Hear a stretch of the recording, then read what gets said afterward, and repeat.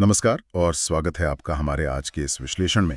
आज हम भारतीय संविधान के उस हिस्से की पड़ताल करने जा रहे हैं जिसमें शायद सबसे ज्यादा शक्ति, सबसे ज्यादा ड्रामा और सबसे ज्यादा विवाद भी छुपा है, आपातकालीन प्रावधान। तो चलिए इसी कहानी को परत दर परत खोलते हैं। सबसे पहले बात करते हैं सबसे बड़े और शायद सबसे गंभीर प्रावधान की, राष्ट्रीय आपातकाल यानी अनुच्छेद 352।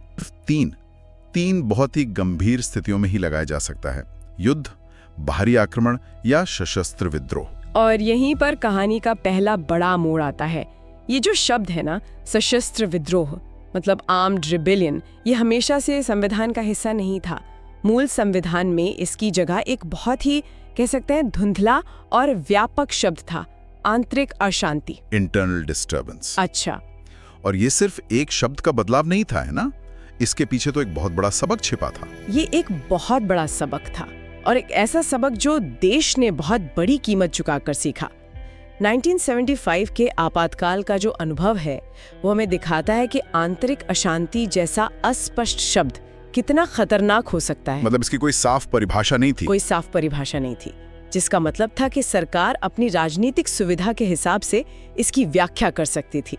तो 1978 में 44वें संशोधन के जरिए जब सशस्त्र विद्रोह शब्द जोड़ा गया तो मानो संविधान ने भविष्य की सरकारों के लिए एक बहुत ही साफ लक्ष्मण रेखा खींच दी। एक लक्ष्मण रेखा कि भाई जब तक देश को हथियारों से मतलब एक संगठित विद्रोह से खतरा ना हो तब तक आप नागरिकों के मौलिक अधिकारों को इस तरह से निलंबित नहीं कर सकते। बिल्कुल। और सिर्फ यही नहीं, इस शक्ति के इस्तेमाल की जो प्रक्रिया है उसे भी बहुत मुश्किल बना दिया गया। 44वें संशोधन ने एक और शर्त जोड़ी कि राष्ट्रपति आपातकाल की घोषणा तभी कर सकते हैं जब मंत्रिमंडल उन्हें लिखित सलाह दे। ये लिखित शब्द छोटा लग सकता है, लेकिन इसका महत्व बहुत बड़ा है। ये पक्का करता है कि फैसला किसी एक व्यक्ति का, यहाँ तक कि प्रधानमंत्री का भी अकेले का नहीं हो सकता। सही कहा, ये पूरी कैबिनेट की सामूहिक जिम्मेदारी है और घोषणा के बाद भी रास्ता आसान नहीं है। 30 दिनों के अंदर इसे संसद के दोनों सदनों से विशेष बहुमत से पास कराना होता है। अच्छा, यहाँ पर ये विशेष बहुमत क्या है, इसे थोड़ा समझना जरूरी है। इसका मतलब सिर्फ आधे से ज्यादा सांसदों का समर्थन तो नहीं है। नहीं, ये उससे कहीं ज्यादा मुश्किल है। विशेष बहुमत का मतलब है सदन के कुल सदस्यों का बहुमत और साथ ही सदन में मौजूद और वोट देने वाले सदस्यों का कम से कम 2/3 बहुमत। ये एक बहुत ऊंची बाधा है जिसे पार करना आसान नहीं। एक बार मंजूरी मिल गई तो ये 6 महीने तक लागू रहता है और इसे आगे बढ़ाने के लिए हर 6 महीने में इसी मुश्किल प्रक्रिया को दोहराना पड़ता है। अब बात करते हैं इसके असर की, जो कि मतलब बहुत गहरा होता है। जरा सोचिए, एक घोषणा और देश का पूरा संघीय ढांचा, मतलब केंद्र और राज्यों के बीच जो शक्ति का बंटवारा है वो एकात्मक में बदल जाता है। ये इसका सबसे बड़ा संरचनात्मक प्रभाव है। राज्य सरकारें भंग नहीं होती, लेकिन उनकी सारी कार्यकारी शक्तियां केंद्र के अधीन आ जाती हैं। केंद्र को राज्य सूची के किसी भी विषय पर कानून बनाने का अधिकार मिल जाता है। मतलब संक्षेप में, पूरा देश एक यूनिट के तौर पर केंद्र सरकार द्वारा चलाया जाने लगता है। और जो बात आम नागरिक को सबसे ज्यादा प्रभावित करती है वो है मौलिक अधिकार। उनका क्या होता है? ये इसका सबसे व्यक्तिगत और गंभीर प्रभाव है। अनुच्छेद 359 के तहत राष्ट्रपति एक आदेश जारी करके कुछ मौलिक अधिकारों को लागू कराने के लिए अदालत जाने के अधिकार को निलंबित कर सकते हैं। यानी अगर आपके उन अधिकारों का हनन होता भी है तो आप अदालत का दरवाजा नहीं खटखटा सकते। लेकिन यहाँ भी 75 के अनुभव ने हमें एक सुरक्षा कवच दिया है ना? हाँ, और ये शायद 44वें संशोधन का सबसे महत्वपूर्ण हिस्सा है। उसने ये सुनिश्चित किया कि चाहे कुछ भी हो जाए, अनुच्छेद 20 यानी अपराधों के लिए दोष सिद्धि के संबंध में संरक्षण और अनुच्छेद 21 प्राण और दैहिक स्वतंत्रता का संरक्षण, इन्हें कभी भी निलंबित नहीं किया जा सकता। अच्छा, ये हमारे लोकतंत्र का वो सेफ्टी वॉल्व है जो किसी भी परिस्थिति में बंद नहीं हो सकता। कि भारत ने इस ब्रह्मास्त्र का इस्तेमाल 3 बार किया है। 1962 में चीन युद्ध के समय, 1971 में पाकिस्तान युद्ध के समय और 1975 में आंतरिक अशांति के आधार पर, जिसने हमारे लोकतंत्र की सीमाओं को परखा था। तो ये तो हुई पूरे देश पर लगने वाले आपातकाल की बात। लेकिन क्या होता है जब समस्या पूरे देश में नहीं बल्कि किसी एक राज्य के भीतर हो, जब किसी एक राज्य का अपना ही तंत्र लड़खड़ा जाए। हाँ, यहीं पर संविधान का दूसरा और शायद सबसे ज्यादा इस्तेमाल होने वाला आपातकालीन उपकरण सामने आता है, अनुच्छेद 356, जिसे हम सब राष्ट्रपति शासन के नाम से जानते हैं। इसका आधार राष्ट्रीय आपातकाल से बिल्कुल अलग है। ये तब लगाया जाता है जब राष्ट्रपति को राज्यपाल की रिपोर्ट से या किसी और स्रोत से ये विश्वास हो जाए कि राज्य में ऐसी स्थिति पैदा हो गई है कि वहाँ का शासन संविधान के हिसाब से नहीं चल सकता। इसी को संवैधानिक तंत्र की विफलता कहते हैं। और यहीं पर वो चौंकाने वाला आंकड़ा आता है जिसका हमने शुरू में जिक्र किया था। इन पन्नों को देखने पर यह साफ होता है कि 1951 में पंजाब में पहली बार इस्तेमाल होने के बाद से इसका 100 से भी ज्यादा बार इस्तेमाल हो चुका है। ये संख्या एक आपातकालीन प्रावधान के लिए मतलब बहुत ज्यादा लगती है।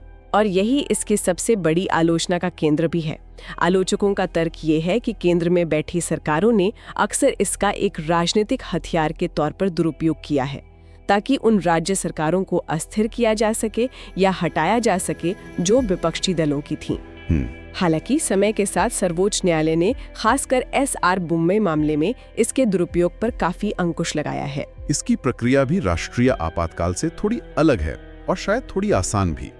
स्रोतों के मुताबिक इसकी घोषणा को संसद से 2 महीने यानी 60 दिनों के भीतर मंजूरी चाहिए होती है जी, और वो भी साधारण बहुमत से, विशेष बहुमत से नहीं। बिल्कुल।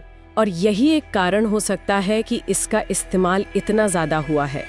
एक बार मंजूरी मिलने पर यह 6 महीने तक चलता है और इसे अधिकतम 3 साल तक बढ़ाया जा सकता है। इस दौरान राज्य की चुनी हुई सरकार और विधानसभा या तो निलंबित हो जाती हैं या भंग कर दी जाती हैं और राज्य का पूरा शासन सीधे केंद्र द्वारा नियुक्त राज्यपाल के हाथों में आ जाता है। तो हमने देखा राष्ट्रीय आपातकाल जो पूरे देश के लिए है और राष्ट्रीय शासन जो किसी एक राज्य के लिए। अब हम उस तीसरे प्रावधान पर आते हैं जो संविधान की किताब में तो है लेकिन आज तक जमीन पर नहीं उतरा। ऐसा लगता है जैसे ये एक शीशे के बक्से में रखा है जिस पर लिखा है केवल महाविनाश की स्थिति में तोड़ें। ये उपमा बिल्कुल सटीक है।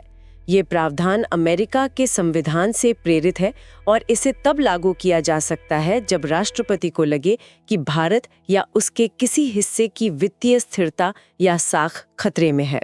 शुक्र है कि आज तक ऐसी नौबत नहीं आई, लेकिन अगर कभी आती है तो इसके परिणाम क्या होंगे? परिणाम बेहद गंभीर हो सकते हैं। इसे आप देश का अल्टीमेट फाइनेंशियल रीसेट बटन कह सकती है। केंद्र सरकार राज्यों को उनके वित्तीय मामलों पर कोई भी निर्देश दे सकती है और सबसे बड़ी बात, राष्ट्रपति केंद्र और राज्यों के सभी सरकारी कर्मचारियों के वेतन और भत्तों में कटौती का आदेश दे सकते हैं। सभी कर्मचारी? क्या इसमें न्यायपालिका भी शामिल है? हाँ, और यही बात इसकी गंभीरता को दर्शाती है। इसमें सर्वोच्च न्यायालय और उच्च न्यायालय के न्यायाधीश भी शामिल हैं। आप सोच सकते हैं कि देश की आर्थिक स्थिति कितनी खराब होनी चाहिए कि सरकार को ये कदम उठाना पड़े। इसकी अनुमोदन प्रक्रिया भी 60 दिनों की है, लेकिन एक बार संसद से मंजूरी मिल गई तो ये अनिश्चित काल तक लागू रह सकता है जब तक कि इसे वापस न ले लिया जाए। तो हमारे पास ये 3 बहुत अलग अलग तरह के उपकरण हैं जिनकी शक्ति और इस्तेमाल का दायरा भी अलग अलग है। स्रोतों में दी गई जो तुलनात्मक तालिका है वो इन अंतरों को बहुत अच्छे से समझाती है। हाँ, उस तालिका से कुछ मुख्य बातें एकदम साफ हो जाती हैं। जैसे राष्ट्रीय आपातकाल के लिए कैबिनेट की लिखित सलाह अनिवार्य है, दूसरों के लिए नहीं। अनुमोदन का समय राष्ट्रीय आपातकाल के लिए 30 दिन है, जबकि राज्य और वित्तीय आपातकाल के लिए 60 दिन। और सबसे महत्वपूर्ण अंतर, मौलिक अधिकारों पर सीधा असर सिर्फ और सिर्फ राष्ट्रीय आपातकाल में पड़ता है।